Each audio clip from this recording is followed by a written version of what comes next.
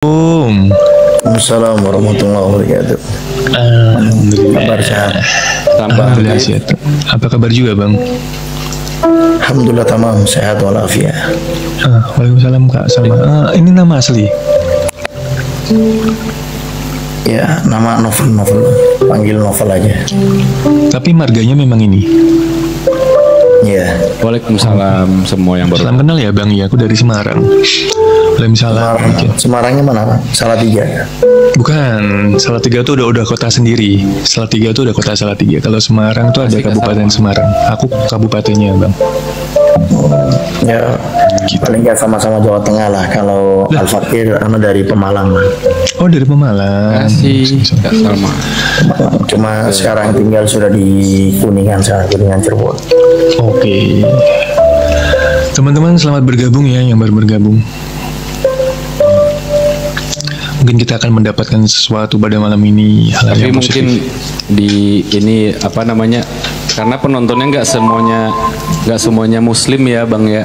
Jadi kayaknya ini aja tentang kehidupan gitu. Bahas. Wih, makasih Kak Salma. Kasih. Lah, kirain aku mana? Temanya apa nih bang? Ya biasa Kak, nanti bisa didengarkan sendiri. Ya. Didengerin dulu ya, nanti kalian akan ngikutin alurnya. Tadi Habib tadi ngedengerin kan kita tadi topiknya gimana gitu. Thank you Ping. Ya. Jadi gimana pandangan? Lebih tertarik kemana bang? Kalau Al-Fakir mungkin lebih bagaimana kita bisa mensyukuri apa yang ada, Pak. Rusaknya kita punya hidup ini karena kita suka membanding-bandingkan hidupnya kita dengan hidupnya orang lain. Padahal di saat kita berusaha hidup dengan apa yang Allah berikan kepada kita, hidup kita akan baik-baik saja.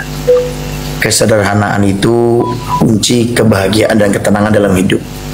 Tapi di saat kita punya effort, kita ingin punya keinginan seperti dia, seperti itu, tidak apa-apa. Tapi jangan sampai memaksakan kehendak. Sekarang banyak orang-orang contoh ingin menjadi orang yang hebat sampai dia harus menyingkirkan berbuat dolim kepada orang lain. Makanya di saat kita membahas satu kehidupan itu, kuncinya adalah bagaimana kita bisa mensyukuri apa yang telah Allah berikan kepada kita. Di saat kita bisa bersyukur dengan apa yang ada, Allah akan datangkan sesuatu yang tidak ada.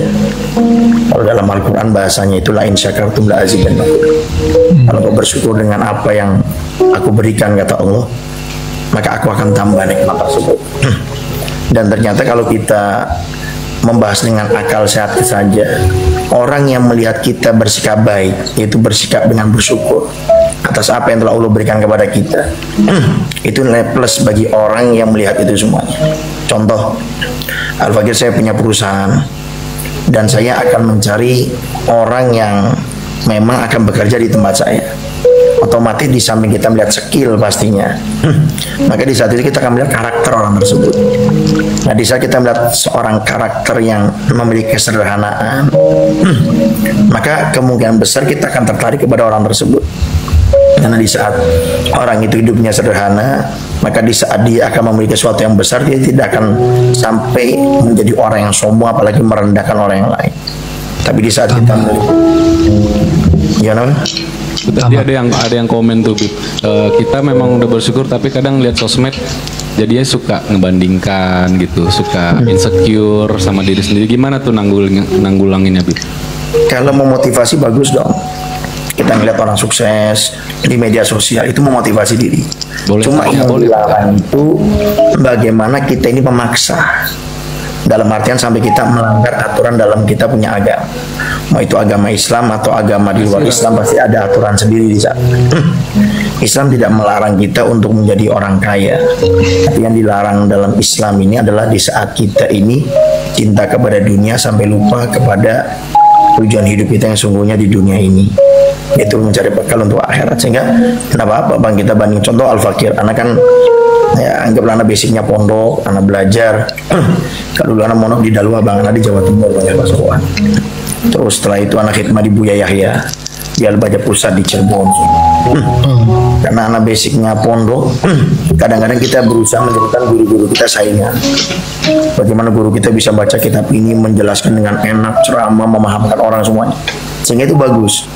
Tapi bagaimana di saat kita pengen seperti dia, yang harus diingat adalah cara untuk menuju ke sananya yang kita maksimalkan. Karena kadang-kadang kita cuma pengen seperti dia, tapi kita nggak mau berusaha untuk mengikuti jalannya dia, kan gitu. Sehingga akhirnya hanya angan-angan yang kita bangun tanpa adanya usaha. Akhirnya putus asa dan melakukan sesuatu yang kadang-kadang dilarang dalam agama untuk mendapatkan. Ya. Intinya ngelihat ke atas tuh boleh, tapi jangan sampai melekat ya. Melekat tuh nanti jatuhnya akan obsesi kan. Bang Obsesi dalam artian apapun yang kita jalan apapun akan kita temui untuk menuju ke situ. Bang Prakas mau nanya apa? Ketik di typing aja boleh.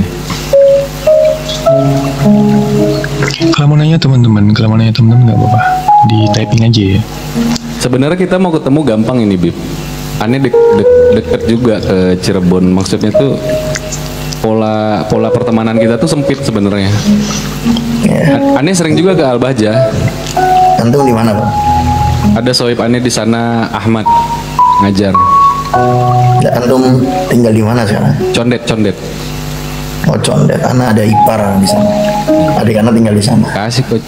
Jangan sering lihat ke atas, kenalannya juga. Ya benar itu. Tanya aja kan Iken, tanya nggak apa-apa. Tanya aja guys. Bebas, jangan malu-malu guys.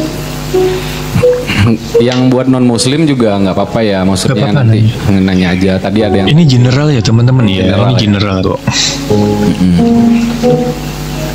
gitu. Jadi kalau menurut aku ya apa ya, memang diri sendiri itu harus banyak-banyak sadar dulu sih gitu loh. Sadar itu di mana nih posisi kita, seperti apa nih kemampuan kita, seperti apa nih ibadah kita gitu.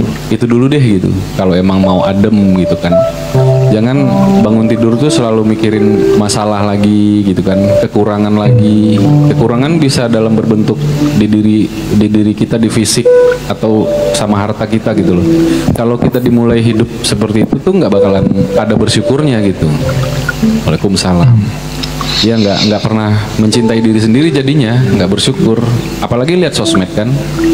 Jadi makanya sosmed itu bukan perbandingan untuk kita hidup maju sebenarnya gitu. Makanya harus dipisahin. Kita ngambil poin positifnya dari sosmed itu apa gitu loh. Biar supaya kita, kalau mental kita lemah nih, ya kita jangan lihat hal-hal yang bikin mental kita jatuh gitu. Itu aja. Tuh Pak Habib mau nanya dong, gimana nyadarin suami yang suka selingkuh itu dosa apa? Coba ingetinnya. Balik lagi ke situ ujung-ujungnya. Karena ini kebanyakan mama galau nih, Bib. Kebanyakan janda-janda, Bib. Mama galau ya. Single mom galau atau sering itu kalau di majelis itu sering pertanyaan-pertanyaan kayak gitu. Bagaimana juga kalau live tanya jawab sebenarnya di saat di room juga pertanyaan favorit. Jadi menyikapi rumah tangga, yang mana dalam rumah tangga tersebut tuh ada sesuatu permasalahan. Nah, kalau kita menyikapi tentang masalah rumah tangga yang mana di salah satu pasangan kita ini tidak baik, Al-Fakir selalu menekankan evaluasi diri kita dulu. Kenapa suami saya selingkuh? Kenapa istri saya selingkuh? Karena di saat kita mengevaluasi, satu, kita akan mendapatkan suatu positif yang baru. Yang kedua, kita tidak akan mudah menyalahkan orang. Yang ketiga, kita akan fokus mencari solusi. Tidak ada orang berumah tangga nggak ada masalah. Menyatukan dua karakter yang berbeda, laki-laki dengan egonya dan masa bodohnya, kemudian juga seorang perempuan dengan perasaannya. Jadi orang kalau siap menikah, dia siap berubah dan siap menerima kekurangan pasangannya. Kalau nggak siap, nggak usah menikah.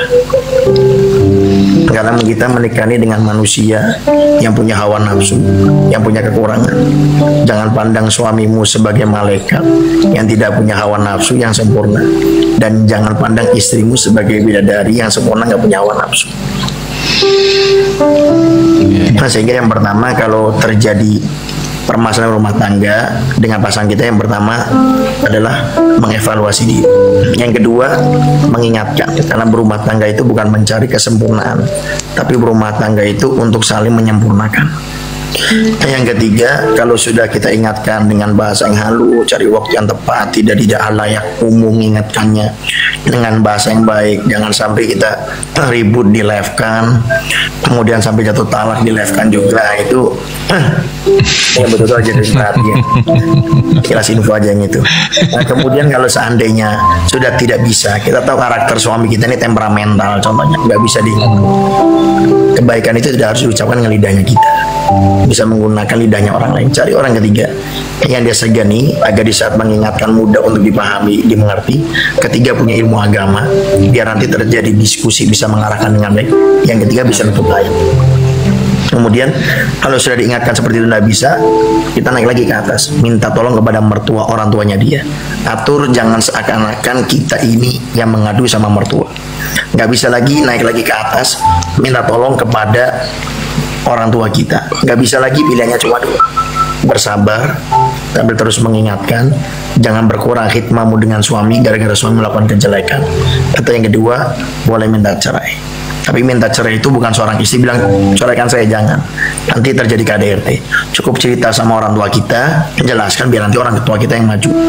Kamu kalau ingin tetap bertahan dengan anak perempuan saya, berubah. Kalau tidak, kamu nikah dengan baik, ceraikan dengan baik. Allahumma Kembalikan ke orang tua, gitu. Pertanyaannya banyak banget nih dari tadi. Yang mana dulu nih?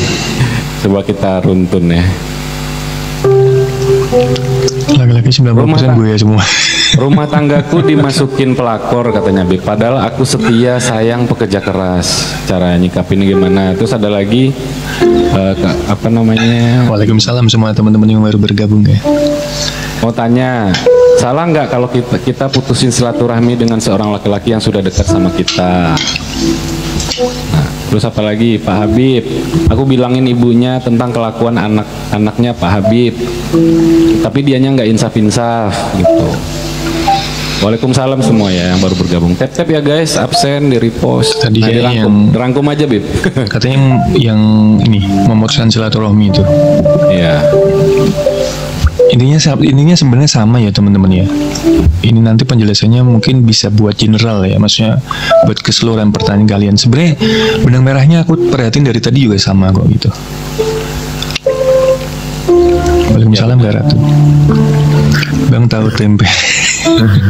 Mungkin kalau Ana sedikit kasih benang merahnya Bang. Kalau kita sudah belajar agama, semuanya akan jadi mudah. Yang jadi problem hari ini tuh kita nggak mau belajar ilmu agama. Di saat ada masalah kita kebingungan. Pada kata Nabi, aku tidak tinggalkan kecuali semuanya sudah ada. Semuanya sudah ada. Hidup tenang itu bukan artinya tidak punya masalah, yang perlu diingat. Hidup tenang itu adalah di saat kita punya masalah, kita selalu bisa mencari solusi. Tidak ada hidup di dunia nggak ada masalah. Tapi di saat kita punya masalah, Allah akan berikan kita solusi. Dengan apa? Dengan kita belajar ilmu agama. Lalu Al-Fakir sampaikan, kalau Al-Fakir saya ngisi acara walimatul arus, ngisi acara nikahan tuh, selalu Al-Fakir sampaikan, wahai para jomblo-jomblowati, sebelum kalian nikah belajar ilmu agama. Dan Anda yang sudah menikah, kita semuanya belajar ilmu agama. Karena berumah tangga itu tidak seenak yang kita bayangkan, dan juga tidak seenak apa yang kita bayangkan. Tidak seenak yang kita bayangkan artinya ada problem, ada masalah. Sehingga belajar bagaimana nanti kita berumah tangga kalau terjadi perbedaan dalam rumah tangga, keegoisan dari kedua belah pihak. Bagaimana kalau ada isu orang ketiga, bagaimana kalau mertua orang tua ikut campur dalam rumah tangga. Semua itu sudah ada solusinya, asal kita belajar. Wasalu ala dzikri in kuntum la ta'lamun. Kalau kalian nggak tahu, tanya sama yang tahu. Kalau kita punya motor bannya bocor, datang ke tambal ban, jangan datang ke ustadz. Tapi di saat masalah agama, datang ke ustadz. Maka dengan belajar, semuanya pasti ada solusinya.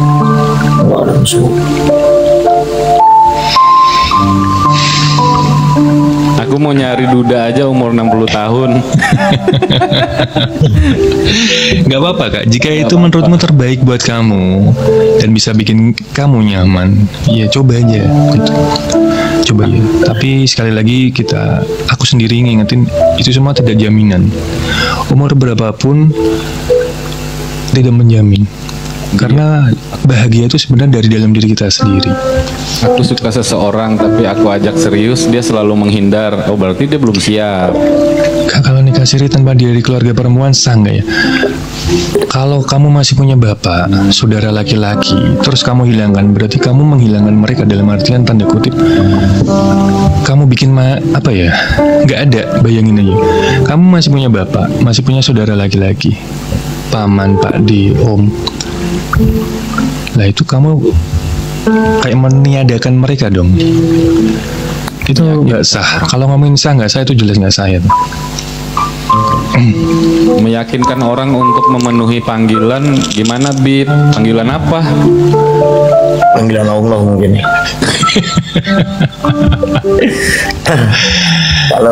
Kalau ini sebagian orang memang kayaknya belum begitu memahami. Nikah siri itu nikah yang sah. Nikah yang sah itu yang penting memenuhi 5 rukun nikah. Ada laki-laki suaminya, ada perempuan istrinya, ada 2 saksi, ada wali si perempuan dan sego ucapan qabil itu dari seorang suami. Bedanya kalau nikah siri itu tidak tercatat di KUA, itu aja. Tapi sering Al-Fajr sampaikan ke teman-teman itu, kalau bisa jangan nikah siri. Iya. Naudzubillah min dzalik, kalau terjadi sesuatu, contoh suami tidak ngasih nafkah, suami mulai kasar ke ADRT, Anda sudah berusaha ngingetin berbagai macam cara, tapi suami tidak berubah, sehingga cerai menjadi jalan akhir. Tapi suami nggak mau menceraikan, gimana cara menceraikan? Kayak Nggak bakal bisa. Datang ke pengadilan agama nggak bisa, Anda tidak tercatat. Itu yang pertama yang banyak terjadi. Yang kedua, di saat perceraian terjadi nikah siri ini, kan seorang suami kalau sudah menceraikan istrinya punya anak, dia wajib memberikan nafkah. Yang laki-laki sampai balik, yang perempuan sampai dia menikah. Kalau ini suami nggak mau memberikan nafkah, Anda mau nuntut kemana? Nggak bisa. Ke pengadilan agama nggak bisa, Anda tidak tercatat. Makanya sering Al-Fajr sampaikan tidak usah nikah siri. Kalau berbicara resepsi tidak wajib. Yang penting nikah secara umum, resepsi nomor 75 nanti bisa diatur. Untuk pertanyaan tadi, Bib, kalau walinya itu ketika orang tua masih ada, masih sehat, bapak, terus ketika bapak nggak ada, saudara laki-lakinya juga masih ada, omnya, paknya, itu apakah tetap sah? Malaysia. Kalau kita ngomongin sah ya? Ya, dalam menikahkan itu wali itu adalah ayah. Ya. Nanti kalau ayah sudah meninggal dunia atau ayah mentaukil mewakilkan, itu baru bebas. Iya. Ayah masih ada, wajib ayah, tidak bisa diganti saudara, tidak bisa. Apalagi orang lain yang nggak ada hubungan darah sama sekali ya. Ya. Karena wali itu ada tingkatannya, ayah, kakek, saudara, paman, sepupu. Kasih. Kalau semuanya tidak ada di dunia ini, dia hidup sebatang kara, ini perempuan, adik. nanti akan jadi walinya wali hakim. Itu yang terakhir. Opsi terakhir. Bib, kalau orang nggak mau nikah nunggu sukses terus tapi pasangannya udah banyak, gimana tuh menyikapi supaya hati luluh gitu? Ya. Yang pertama, nikah itu kan hukum dasarnya sunnah, sehingga kalau kita nggak mau nikah pun nggak apa-apa. Banyak kok ulama-ulama kita yang nggak nikah sampai meninggal, Imam Nawawi contoh. Saya itu, Bib. Ya. Sehingga nggak jadi masalah. Cuma yang perlu dipahami, itu sepupu saya itu. Yang komen tuh sepupu saya, guys. Di follow. Umur berapa dia udah ngomongin saya nggak mau nikah, ntar juga 3 hari lagi 7 hari lagi berubah pikiran. Nikah. karena sering bang ngobrol sama yang jomblo-jomblo. Jadi kalau anak simpulkan sedikit, orang tuh lama nikah tuh karena satu, sebetulnya dia banyak memikirkan sesuatu yang belum terjadi.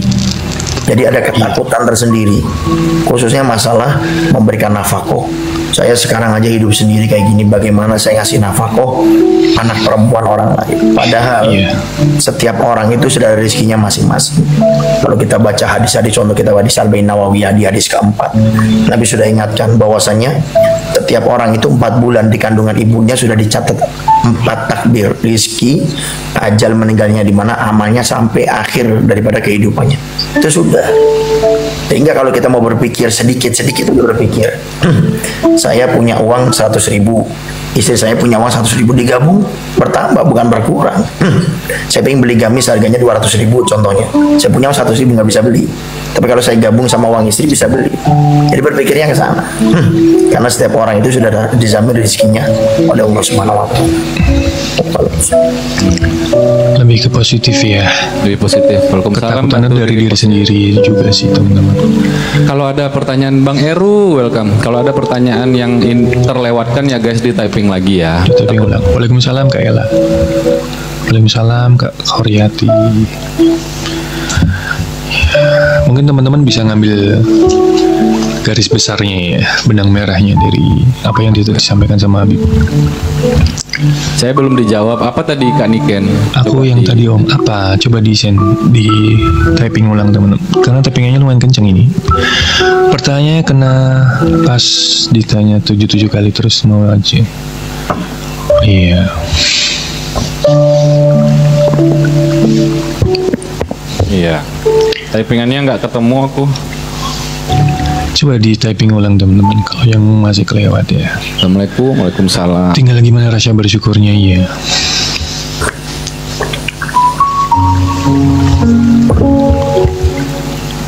Bib, kalau wali nasab nggak mengizinkan, bolehkah seorang janda menikah dengan wali hakim? Ya tadi kan udah disampaikan Kak.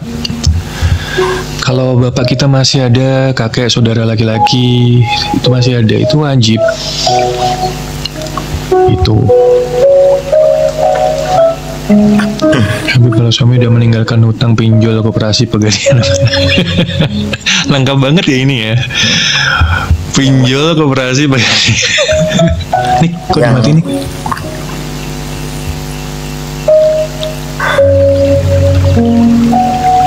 Nih.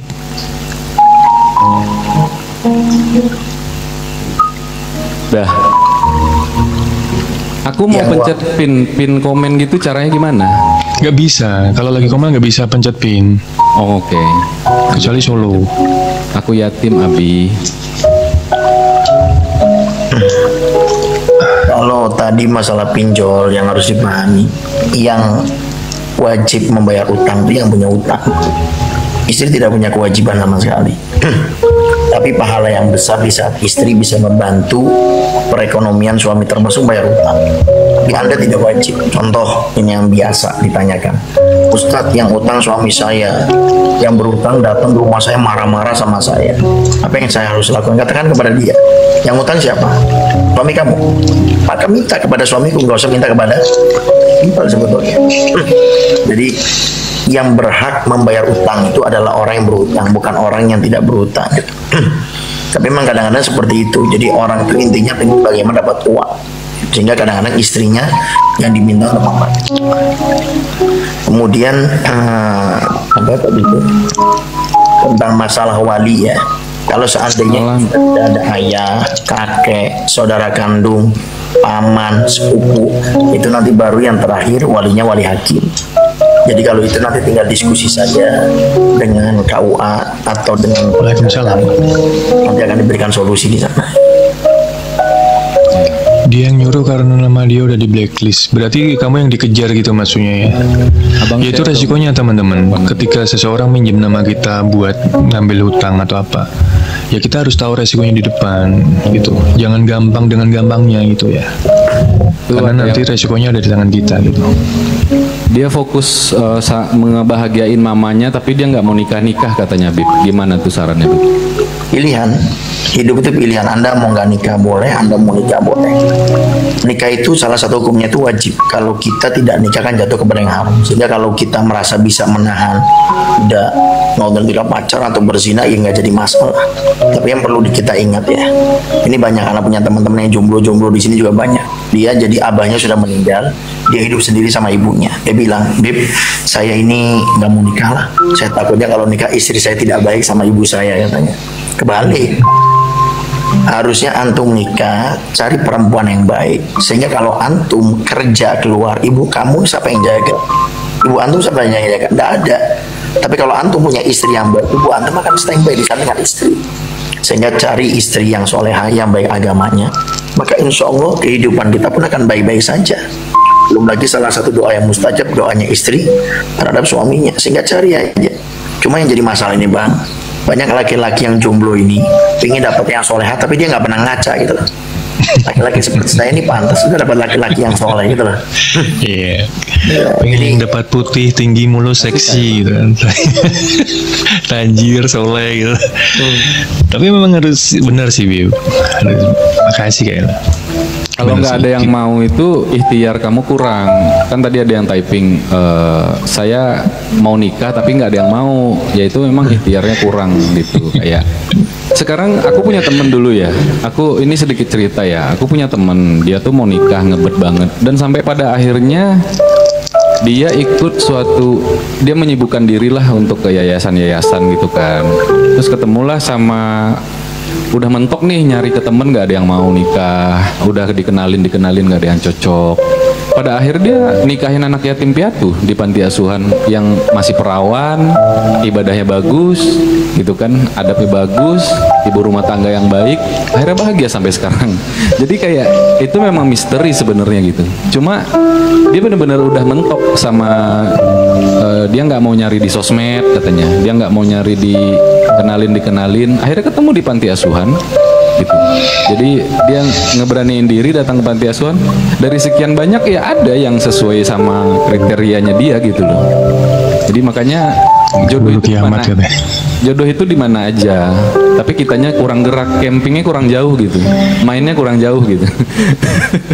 Jadi makanya susah nemu. Nggak mungkin lah. Semua manusia tuh berpasang-pasangan teman-teman. Jadi nggak mungkin kita tuh hidup sendiri. Yang ngerawat kita nanti siapa? Ibu kita udah nggak ada, orang tua kita udah nggak ada, yang ngerawat kita siapa? Temen itu kan akan punya jodohnya masing-masing nanti. Temen akan ninggalin kita, guys.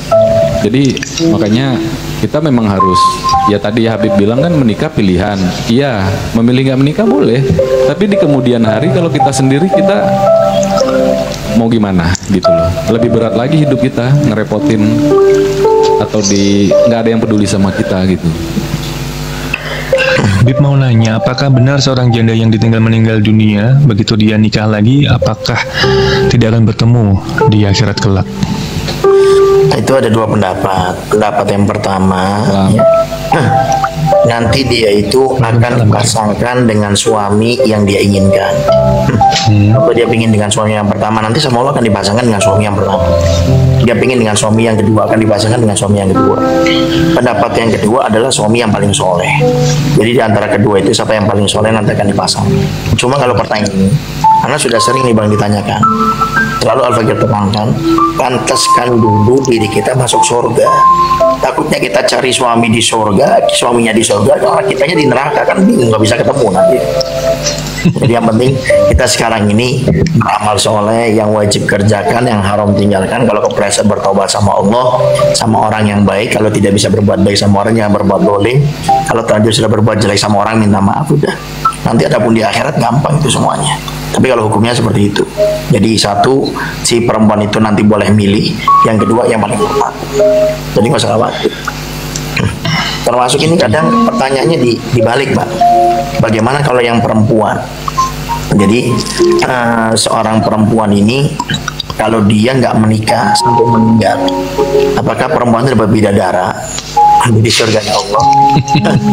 Karena yang biasa ditanyakan si laki, kadang si perempuan ini nggak di ini, tapi perempuan ini suka nanya. Perempuan yang sampai dia meninggal dia nggak menikah, nggak ada bidadara, tapi nanti dia akan dipasangkan dengan laki-laki penghuni surga. Karena setiap satu laki-laki penghuni surga ini, dan mudah-mudahan kita semuanya ini masuk surganya Allah Subhanahu Wa Taala. Amin. Setiap satu laki-laki itu akan diberikan 70 bidadari, dan juga 2 perempuan penghuni surga yang dia di dunianya nggak menikah sampai meninggal. Nah, nanti dia akan dipasangkan gitu dengan laki-laki penghuni surga yang ada di surganya Allah Subhanahu Wa Taala. Timbul pertanyaan biasanya, Ustaz, kalau dikasih 70 bidadari, nanti kita bisa menggilir janda tuh. Satu orang kita menggilir 70 bidadari. Nah, ini yang harus kita pahami. Dikatakan nanti di surga setiap laki-laki itu dikasih kekuatan 100 orang. Sehingga kalau cuma 70 bidadari, satu istri kita, 2 perempuan surga, nggak jadi masalah. Masih ada 27 lagi. Yang penting pantaskan diri kita masuk surga dulu. Allah a'lam bishawab. Salahkah jika seorang janda tidak berpikir untuk menikah lagi? Tadi sebenarnya itu udah dijawab teman-teman. Menikah itu pilihan. Mau menikah lagi atau tidak akan menikah itu pilihan. Kembali lagi ke diri kita masing-masing. Bang Mik, Gitu loh. ini ada Kalau memang Bang Mik nih. kalau memang merasa nggak mau menikah lagi ya nggak apa-apa. Mik Sehan, Gitu. Kak Maria.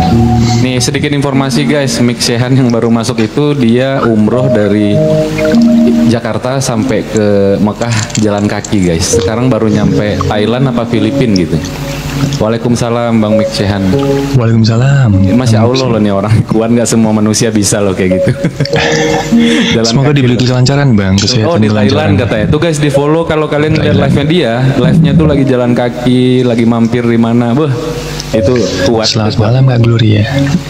Udahlah nggak usah nikah lagi di dunia, aku mau akhirat aja. Iya, itu pilihanmu ya Kak ya, Habib. Tapi segini teman-teman, aku menyarankan kalian jangan membatasi diri, menutup hati, menutup diri, gitu loh. Jangan juga berucap seperti ini, aku nggak mau nikah lagi. Jangan, kalau bisa jangan. Karena itu bisa jadi itu doamu akan dikabulkan, omonganmu ini akan dikabulkan. Padahal dalam hati kecilmu kamu masih pengen berpasangan, kamu masih pengen punya teman hidup. Tapi ngapain sih kamu harus bilang aku nggak mau nikah lagi gitu? Itu beneran dari hati atau enggak gitu? Coba direnungin itu. Maksudnya apa sampai ngomong seperti itu gitu? Maksudnya apa ya diriku itu sampai berucap seperti itu, maksudnya apa gitu? Coba renungin. Jangan sampai nanti gara-gara omongan kita ini kalian akan menyesal. Gitu. Iya. Aku belum. Gara-gara ego kita yang aku nggak mau nikah lagi karena kamu frustasi sama seseorang, kamu depresi sama sesuatu, kamu kecewa dengan seseorang yang kemarin kamu ada hubungan, terus pada akhirnya kamu ngucap hal yang nggak perlu sebenarnya. Menurutku ini nggak perlu diucapin. Mau nikah lagi mau nggak itu sebenarnya urusan masing-masing, pilihan masing-masing. Tapi kembali Cuman lagi. sekiranya kalau yang nggak baik jangan di ini deh, jangan sering diucapin ya teman-teman ya. Tadi kata Karena dia hati tuh- kecil kita tuh makan kecewa gitu. Ada juga typingan tadi dia tuh takut nikah karena dia nggak mau disakiti, jadi dia fokus beribadah aja. Iya, tapi nggak usah diucapin. Kalau menurutku sih, gitu loh. Karena hati kecil manusia, apalagi seorang wanita itu butuh temen sejatinya teman. Masih butuh pasangan, masih butuh penguat gitu. Masih butuh orang yang bisa menafkahi kan gitu.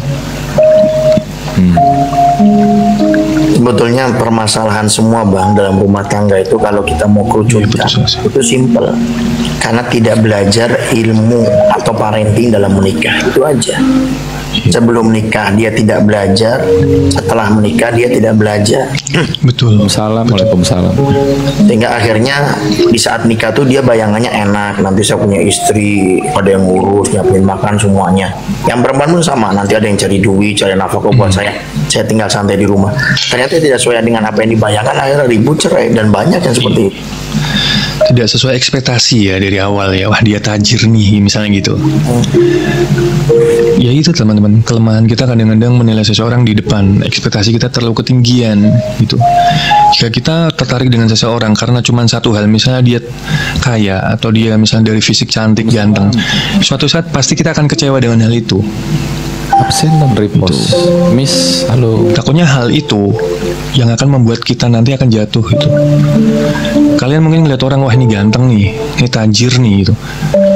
Ya namanya ganteng, tajir itu ada waktunya, ada masanya. Iya. Gitu. Karena kita hidup dengan karakter seseorang, bukan karena dia tajir secara fisik juga oke, cantik, tinggi, ganteng, putih, itu enggak. Itu semua ada masanya. Kalau bisa memang kita pengennya dapat yang seperti itu kan. Tapi itu jangan dijadikan ekspektasi yang terlalu tinggi di depannya gitu.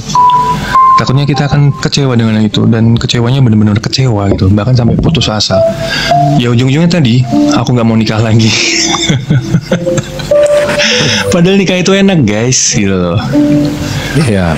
Aku juga jadi gak enak ngomongin slogan aku tentang menikah. Apa? Yang punya slot tadi, yang punya slot. Kadang orang salah mengartikan juga ya Bib ya. Kayak orang harus nikah 4 kali, jadi si cewek nggak mau diduain gitu. Mas Juan. Kadang orang banyak salah mengartikan gitu loh teman-teman. Maka dari itu jatuh cinta pada waktu kaya dan susahnya waktu muda dan tuanya. Iya, maksudnya ketika kita tertarik dengan seseorang tuh jangan terlalu berekspektasi terlalu tinggi di depan. Hanya karena kita tertarik dengan satu sisinya. Yaitu tadi, salah satunya ya masalah kekayaan, masalah fisik.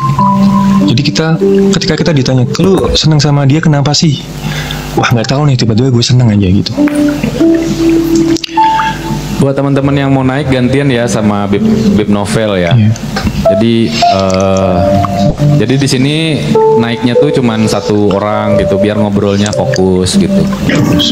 Ada lagi yang mau ditanya? Salam. Boleh nanti abis ini ya Bang. Ada yang mau Mik tanya? ya. Bang Mik mau naik tuh kayaknya. Boleh bang. Kalau Bang Mix bisa mau tuh. kalau sampai ada yang mau naik lagi yang lain, boleh.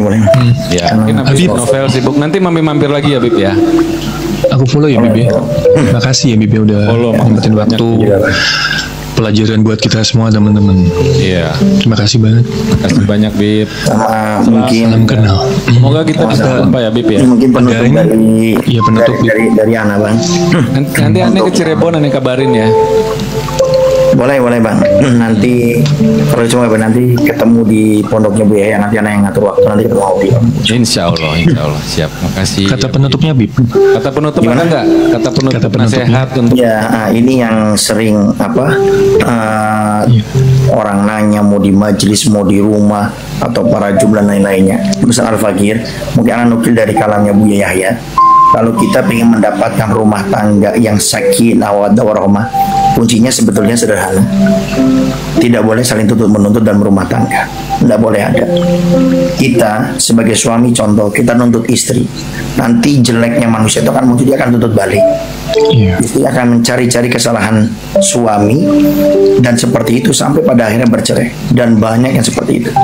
Makanya di awal bagi sampaikan, kalau kita mau berumah tangga kita harus belajar ilmu agama. Setelah menikah pun kita juga harus belajar ilmu agama. Karena berumah tangga jangan bayangkan enaknya saja, juga jangan bayangkan tidak enaknya saja. Kalau bayangkan enaknya saja tidak sesuai, nanti akan depresi, marah, nyalakan orang. Kalau bayangkan nggak enaknya saja, nggak nikah sampai almarhumah. Hingga di saat kita ini menikah, tidak boleh saling tuntut menuntut, tapi yang ada saling mengisi kekurangan. Pandang suamimu sebagai laki-laki biasa yang punya hawa nafsu, yang punya kekurangan. Jangan pandang suamimu sebagai malaikat yang tidak punya hawa nafsu yang sempurna. Begitu juga sebaliknya. Pandang istrimu sebagai wanita biasa yang punya hawa nafsu, yang punya kekurangan.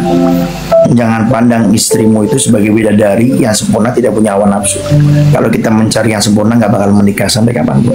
Karena berumah tangga itu bukan untuk mencari kesempurnaan, tapi saling menyempurnakan. Kedua belah pihak harus sama-sama gotong royong dalam berumah tangga. Ini baru sifat sama suami istri, nanti belum punya anak lagi, beda lagi itu problemnya. Maka yang paling penting sekali lagi, belajar terus ilmu agama. Karena di saat kita belajar, kita akan dapat ilmu. Dengan ilmu itu akan menjaga kita. Jangan kita selalu definisikan nikah itu yang penting saya kerja, mapan, kemudian saya menjadi seorang istri yang diem di rumah. Karena nanti ada permasalahan-permasalahan, dan permasalahan itu kalau ada, fokus cari solusi. Masalah yang ada di rumah tangga kita tuh untuk dicari solusinya, bukan siapa yang benar, siapa yang salah.